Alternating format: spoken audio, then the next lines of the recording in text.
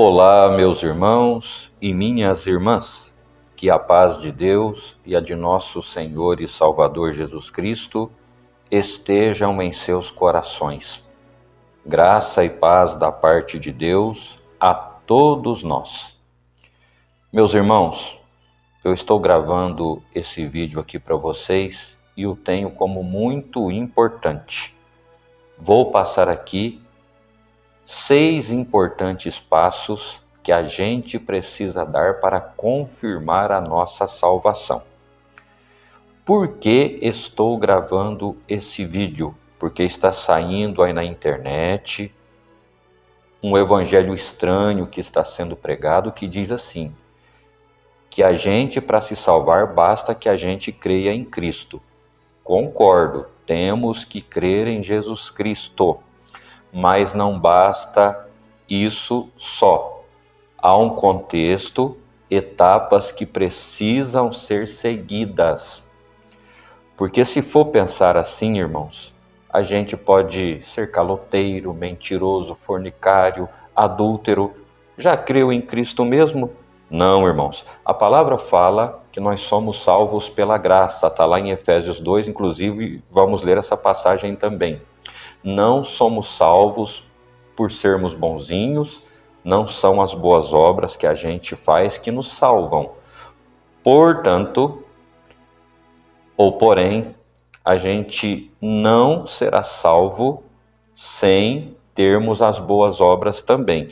Vou explicar isso melhor daqui a pouquinho no andamento desse vídeo, tá bom? Em primeiro lugar, eu vou passar para vocês aqui os passos que a gente precisa dar para que realmente consigamos a nossa salvação. Eu vou dar umas viradinhas aqui porque eu selecionei aqui no computador, eu fiz um pequeno estudo para a gente analisar juntos essa situação, ok? Primeiro passo para que a gente possa se salvar, crermos em Jesus Cristo. Daqui a pouquinho eu vou ler essa passagem para vocês. Segundo passo, devemos nos converter ao Senhor. Terceiro passo, a gente tem que se reconhecer pecador e que está morto em nossos pecados, em nossos delitos. Passo número 4, reconhecermos Jesus como nosso único e legítimo Salvador. Passo número 5, nos batizarmos. Passo número 6, sermos fiéis ao Senhor até a morte. Até isso os críticos falam que a gente não pode dizer, mas eu vou mostrar alguma coisa aqui que confirma o que eu estou dizendo aqui para vocês. A importância desse vídeo é muito grande. Se você puder ficar até o final, eu te agradeço e você vai entender muita coisa. Estará livre também para nos comentários dar a sua opinião sobre esse assunto. Opiniões educadas ficarão. Alguma coisa que vier para nos atacar, a gente tira, tá bom? Vamos lá, irmãos. Olha o que está escrito em 1 aos Romanos, capítulo 10, no versículo 9. A saber, se com a tua boca confessares ao Senhor Jesus e em teu coração creres que Deus o ressuscitou dos mortos, serás salvo.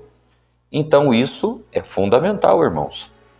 Temos que crer no Senhor Jesus, nos confessarmos pecadores a Ele e crer que Deus o ressuscitou dos mortos. Creu nisso, nós seremos salvos.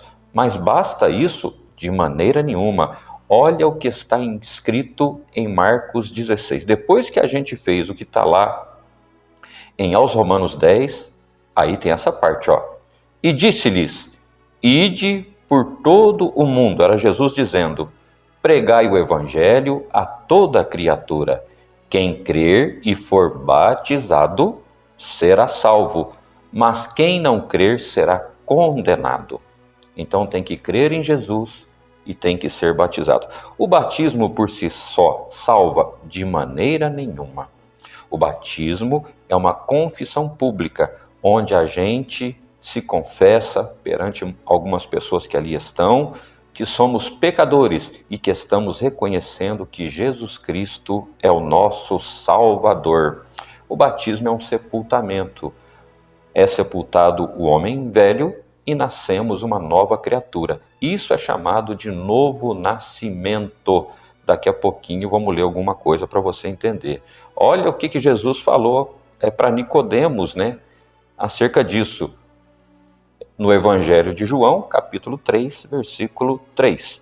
Jesus respondeu e disse-lhe: na verdade te digo que aquele que não nascer de novo não pode ver o reino de Deus. Tem que passar pelas águas do santo batismo. Outra parte que confirma, ou outras partes, lá em Atos 16, eu vou passar duas pequenas passagens para vocês. Atos 16, eu vou ler primeiro aqui o versículo 14 e o 15.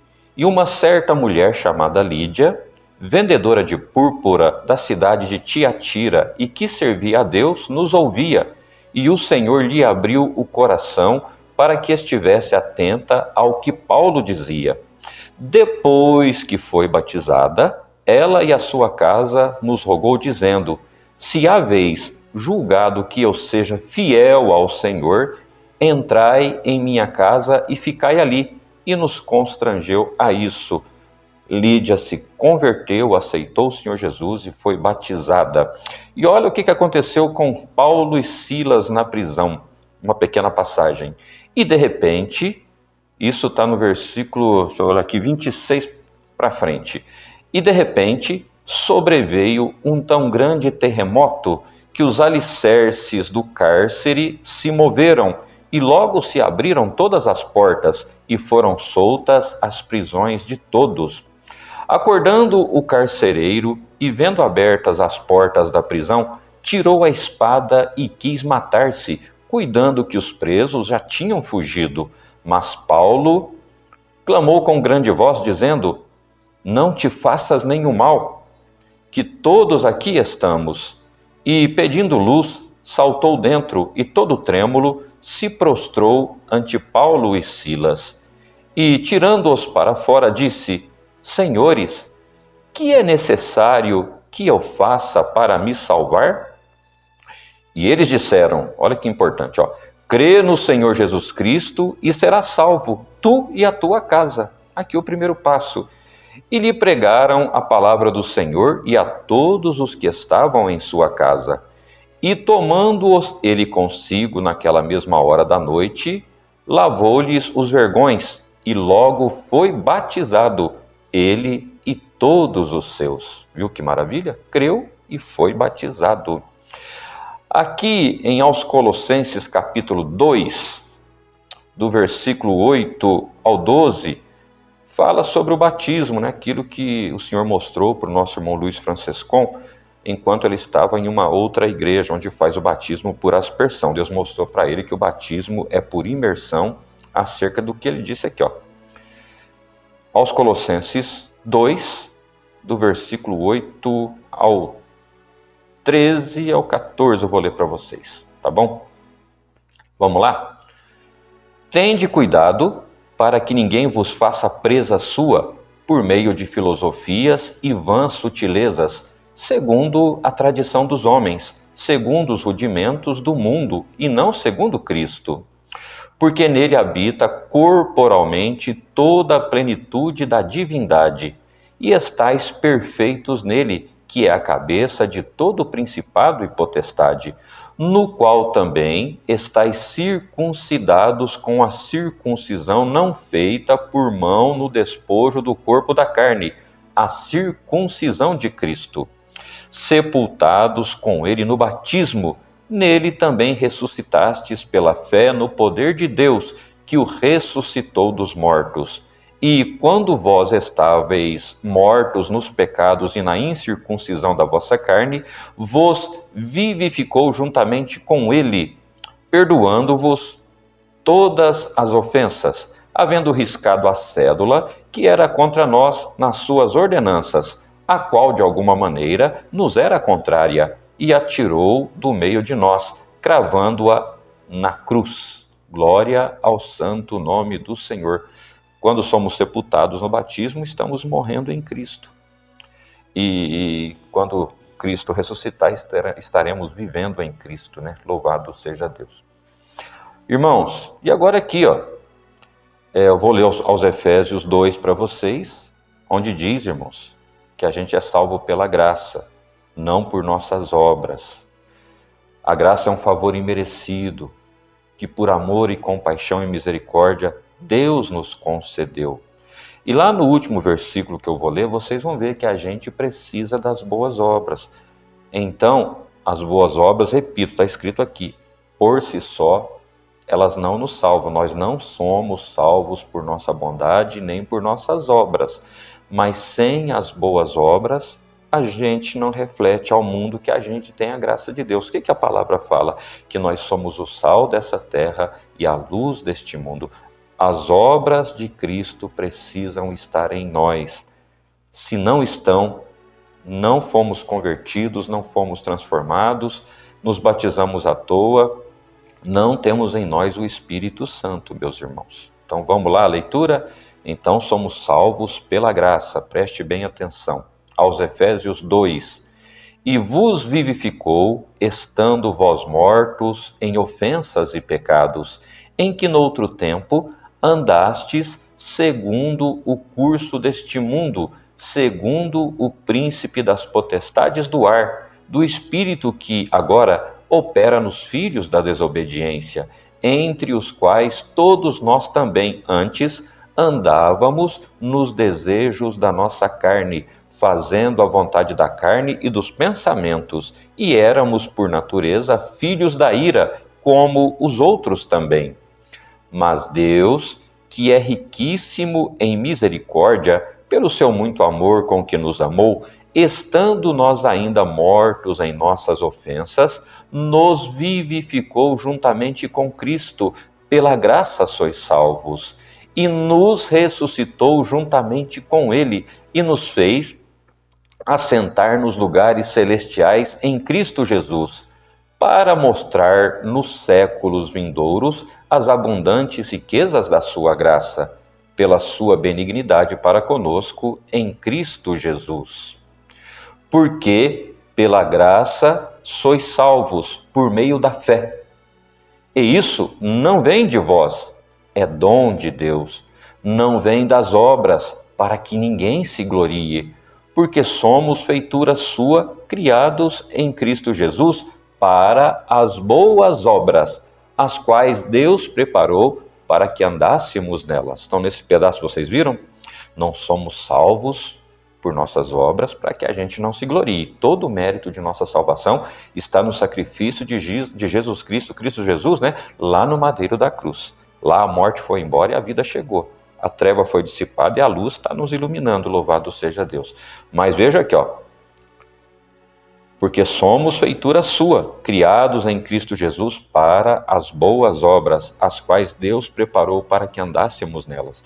Então, irmãos, se você se batizou e continua sendo caloteiro, fala mal dos outros, é um fofoqueiro, um mexeriqueiro, um mentiroso, apoia o adultério, a fornicação, você não tem as boas obras, irmãos, está na lista dos que vão não se salvar. Agora tem gente, irmãos, que fala que a gente não precisa ser fiel, que a gente não pode falar, se eu for fiel até a morte. Olha aqui, irmãos, Apocalipse 2, eu vou ler o versículo 10 para vocês. Nada temas das coisas que hás de padecer. Eis que o diabo lançará alguns de vós na prisão, para que sejais tentados, e tereis uma tribulação de 10 dias. Uma profecia feita para uma igreja na época ali. Mas olha o que está escrito aqui, Sê fiel até a morte, e dar-te-ei a coroa da vida. Irmãos, temos que ser fiéis à palavra, ao Senhor, à doutrina, até a morte, para que assim a gente receba a coroa da vida. Irmãos, tem gente que fala, creu em Jesus, já está salvo. Não, irmãos, tem uma batalha, tem uma luta, e a gente é ramo que não é natural, somos enxertados na oliveira verdadeira. Olha o que diz em aos Romanos 11. Você que pensa que já está salvo, que não precisa lutar, ser fiel, batalhar. Olha aqui, vou ler do versículo 18 ao 21 para vocês. Aos Romanos 11, do versículo 18 ao 21. Não te glories contra os ramos, e se contra eles te gloriares, não és tu que sustentas a raiz, mas a raiz a ti. Dirás, pois, Os ramos fala dos judeus, dos israelitas, né? Do povo do Senhor, dos naturais. Dirás, pois, os ramos foram quebrados para que eu fosse enxertado. Está bem, pela sua incredulidade foram quebrados. E tu estás em pé pela fé. Então, não te ensoberbeças, mas teme, porque se Deus não poupou os ramos naturais, teme que te não poupe a ti também. Foram quebrados por desobediência. Se nós formos desobedientes mesmo sendo batizados, nós podemos sim ser arrancados da oliveira verdadeira. E olha o que Paulo diz em 1 aos Coríntios, capítulo 10, no versículo 12. Aquele, pois, que cuida estar em pé, olhe que não caia. Agora olha o que está escrito em aos Efésios 10, para quem pensa que não precisa lutar, que não precisa combater, né? Eu vou arrematar aqui com 2 passagens. Irmãos, se já tivesse garantido, por que nos revestirmos da armadura? Por que Paulo nos daria esse conselho aqui? Aos Efésios capítulo 6, que fala da armadura de Deus. No demais, irmãos meus, fortalecei-vos no Senhor e na força do seu poder. Revesti-vos de toda a armadura de Deus, para que possais estar firmes contra as astutas ciladas do diabo. Porque não temos que lutar contra carne e sangue, mas sim contra os principados, contra as potestades, contra os príncipes das trevas deste século, contra as hostes espirituais da maldade nos lugares celestiais. Portanto, tomai toda a armadura de Deus, para que possais resistir no dia mau, e havendo feito tudo, ficar firmes. Por isso que a gente fala que tem que ser firme e fiel. Estai, pois, firmes, tendo cingidos os vossos lombos com a verdade, e vestida a couraça da justiça, e calçados os pés na preparação do evangelho da paz, tomando, sobretudo, o escudo da fé, com o qual podereis apagar todos os dardos inflamados do maligno. Se tem dardo, irmão, pode ter morte. É um ataque das hostes contra a gente, das hostes da maldade. Continuando. Tomai também o capacete da salvação e a espada do Espírito, que é a palavra de Deus, orando em todo o tempo com toda a oração e súplica no Espírito, e vigiando nisso com toda a perseverança e súplica por todos os santos e por mim, para que me seja dada no abrir da minha boca a palavra com confiança, para fazer notório o mistério do Evangelho, pelo qual sou embaixador em cadeias, para que possa falar dele livremente, como me convém falar. Então, irmãos, há uma grande batalha até que a gente alcance os céus. Todo dia o espírito da morte quer nos matar e nos destruir e nos roubar, irmãos. Tá certo? O maligno que tem essa intenção aí. Olha o que a gente tem que fazer para receber a coroa da vida, irmãos. 2 Timóteo capítulo 4. Olha o que Paulo disse. Combati o bom combate, acabei a carreira, guardei a fé.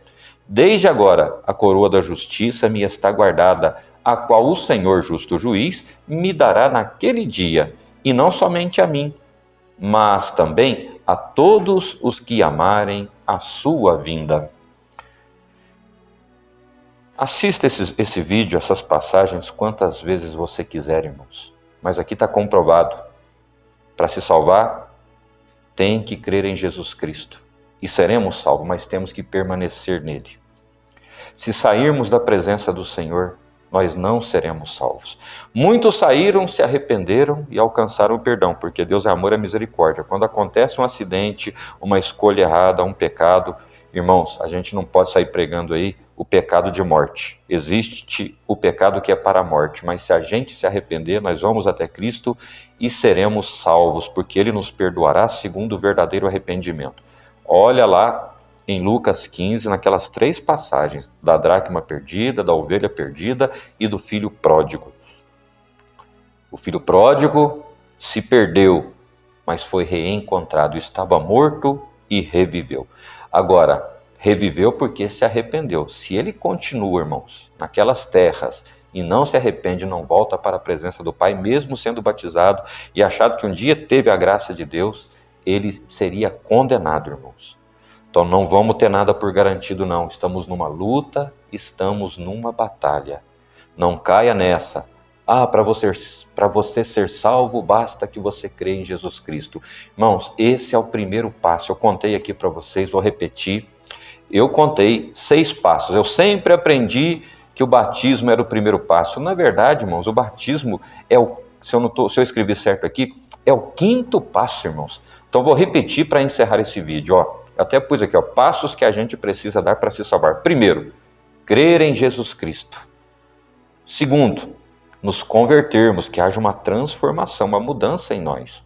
Terceiro, reconhecermos que a gente é pecador e que a gente está morto no pecado. Eu estou falando isso aqui antes do batismo. Passo número 4, reconhecer Jesus como nosso legítimo Salvador. Então nós cremos em Jesus, nos convertemos, reconhecemos a nossa condição de pecador, agora temos que reconhecer que só Jesus é o Salvador, Ele é o único que salva. Ele é o caminho, Ele é a verdade, Ele é a vida. Ninguém vai ao Pai senão por Ele. 5º passo, nos batizarmos, irmãos. 6º passo, sermos fiéis ao Senhor até a morte, combatermos o bom combate, dar valor na nossa carreira, guardar a fé, nos perseverarmos, irmãos, nessa graça santa. Perseverarmos em oração, nos perseverarmos na fé, tá certo? Não desfalecer, irmãos, de maneira nenhuma nas provas. Ficar firme na presença do Senhor. Eu espero que esse vídeo tenha sido muito útil para você. Deus te abençoe.